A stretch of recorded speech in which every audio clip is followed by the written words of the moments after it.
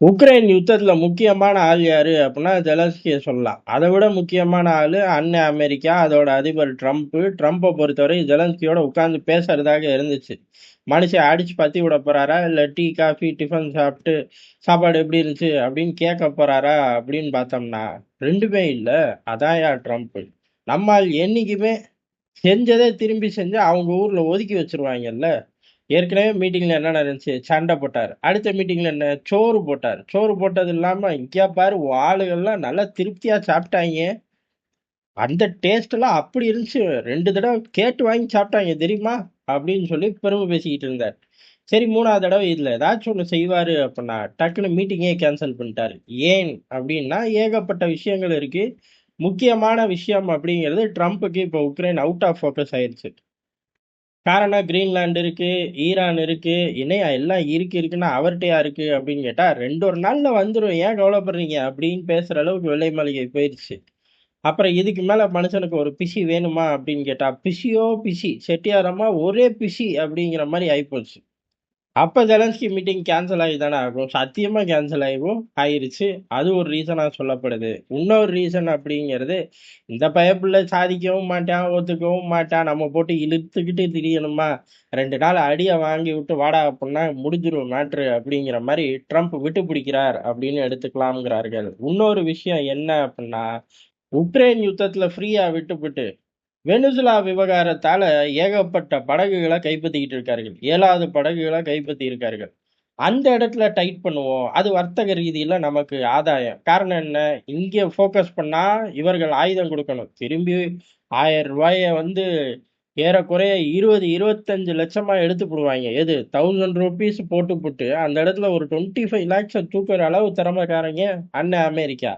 ஆனா இப்ப ஏற்கனவே போட்டாச்சு. இப்ப எதுக்கு செலவு பண்ணணும்? அப்படிங்கிற மாரி இத அவுட் ஆஃப் ஃபோக்கஸ்ல வச்சுக்கிட்டு, இந்த பக்கம் ரஷ்யாவுக்கு ஒரு அனுசரணையா போற மாரி போய்க்கிட்டு, இந்த பக்கம் கச்சா எண்ணெய பிடிச்சோம்னா, இம்மீடியட்டா பிளாக் மார்க்கெட்ல வித்தரலாம், காசு ஆக்கிரலாம். அதே மாரி வெனிசுலாவுக்கு எங்கள மீறி ஒண்ணும் பண்ண முடியாதுன்னு மிரட்டிக்கலாம்.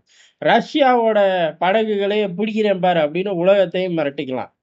தாறுமாறான மைலேஜ். இந்த 3மே அமெரிக்காவுக்கு மைலேஜ் தானே! இத 3ல எத வேணாலும் செய்வாங்கிறத தாண்டி 3யும் செய்வார் அண்ணன் ட்ரம்ப் அப்படிங்கிறது தான் எதார்த்தமான உண்மையா இருக்கும். இப்படி தான் அந்த மீட்டிங் கேன்சல் ஆகுது. சரி இந்த பக்கம் மீட்டிங் கேன்சல் ஆகுது அப்படின்னா, இந்த பக்கம் சுமார் 370க்கும் மேற்பட்ட மிசைல்கள் ஆளில்லா விமானம் கலந்து உக்ரைன கலங்கடிச்சிருச்சு ரஷ்ய படைகள். காரணம் எப்பயுமே நம்ம வழக்கமா பார்க்கறது தான். இந்த இறுதி நேரங்கள் அப்படிங்கிறது படைகள் எவ்வளவு தூரம் முன்னேறுறார்களோ, அதுதான் பேச்சுவார்த்தை டேபிள்ல அந்த நகரமே இருக்காது. முன்னேறி போய் அங்க நின்னுட்டார்கள் அப்படின்னா, அந்த நகரத்த சேர்த்துரு. எங்க ஆளுங்க தான் அங்க நிக்கிறாங்கல்ல, விரட்ட முடியலல்ல, அந்த பகுதிக்குள்ள நுழைய விடாம தடுக்க முடியலல்ல, அப்புறம் எதுக்கு பேசிக்கிட்டு அப்படின்னு சொல்லி சிம்பிளா முடிச்சுப்புடுவார்கள். இல்ல, இல்ல நான் ஒத்துக்க மாட்டேன் அப்படின்னா, மத்த பகுதிகள் எங்களுக்கு சொந்தம். ஃபர்ஸ்ட் பேசுன மாரி, இந்த பகுதி அப்படியே கிடக்கும்டா. அடுத்து 10 வருஷம் கழிச்சு பார்த்துக்கலாம் அப்படின்ருவாய்ங்க. அமெரிக்கா, ஆஹா 10 வருஷம் கழிச்சு ட்ரிகர் ஆக ஒரு இடம் கிடைக்குது. ஜெலன்ஸ்கி கையெழுத்த போடு அப்படின்னு சொல்லி அனுப்பிச்சு விட்டுருவார்கள். அதனால அந்த ரேஞ்சுக்கு வேகமா நகரும்னு எதிர்பார்த்தது. இதையும் மனசுல வச்சுட்டு ரஷ்ய படைகள் பெரிய அளவு நகர்றார்கள். ஒண்ணு அவர்கள் உள்ளூருக்கு பழி வாங்கணும். பழி வாங்கிட்டார்கள். அதே சமயம் இந்த பக்கம் என்ன மிதி மிதிக்கிறார்களோ, இல்ல சைடுல இவர்களோட ஆயுதத்தோட பெர்ஃபார்மன்ஸ பார்த்து, அங்க படகுகள்ல மைலேஜ் எடுத்துக்கிட்டு இருக்கக்கூடிய ட்ரம்ப் பொதார்ன்னு நடுக்கடல்ல போட்டு ஓடி போயிரணும் அமெரிக்காவுக்கே. அதையும் மனசுல வச்சு தான் மிதி மிதின்னு மிதிக்கிறார்கள். காரணம், ரஷ்யாவெல்லாம் அமெரிக்காவால புரிஞ்சுக்க முடியாது. டக்குன்னு பாஞ்சிருவாய்ங்க. உக்ரைனுக்குள்ளேயும் அடிதடி நடக்கும். இந்த பக்கம் படகுகள பிடிக்கிற விவகாரத்திலயும் அடிதடி நடக்கும். அதனால அமெரிக்கா ஜாக்கிரதையா தான் மூவ் பண்ணணும். மத்த நாடுகள் மாரி குச்சா முச்சான்னு மூவ் பண்ணா ட்ரம்ப் தொலைஞ்சாரு.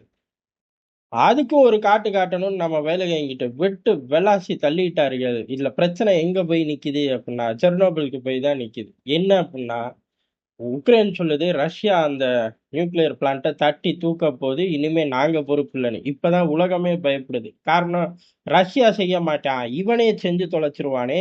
இவன் செஞ்சுட்டு அவன் மேல பழிய போடுவேன். அவன் நான் செய்யல, வேணா நீ சேட்டலைட் அது இது வச்சு ஆராய்ச்சி பண்ணிக்க.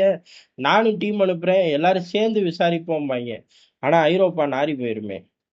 இதே ஆசிய பகுதி, ஆப்பிரிக்கா பகுதின்னா, அடிச்சு காட்டு யாரு பெரிய ஆளுன்னு பார்ப்போம்ன்னு ஏத்தி விட்டுருவாய்ங்க. ஆனா இது அவர்கள் பகுதிக்குள்ள நடக்குது.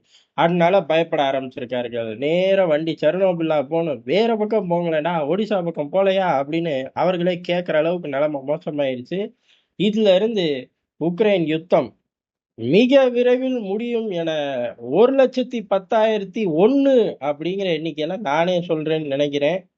நம்ம கையில என்ன இருக்கு? பெரிய மனுஷனுங்க பார்த்து முடிச்சா, முடிஞ்சுச்சுன்னு சொல்லப் போறோம். இல்ல முடியிற ஸ்டேஜுக்கு போச்சுன்னா, முடியிற ஸ்டேஜுக்கு போகுதுன்னு சொல்லப் போறோம். இப்ப 2வது ஸ்டேஜ்ல தான் இருக்கு. கொள்ள காலமா 2வது ஸ்டேஜ்.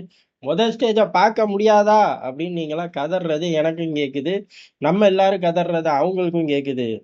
ஆனா அவங்க நினைக்கிற மைலேஜ எடுத்து முடிக்கணும்ல. முடிச்சோனே யுத்தத்த நிறுத்திப்புடுவாய்ங்க.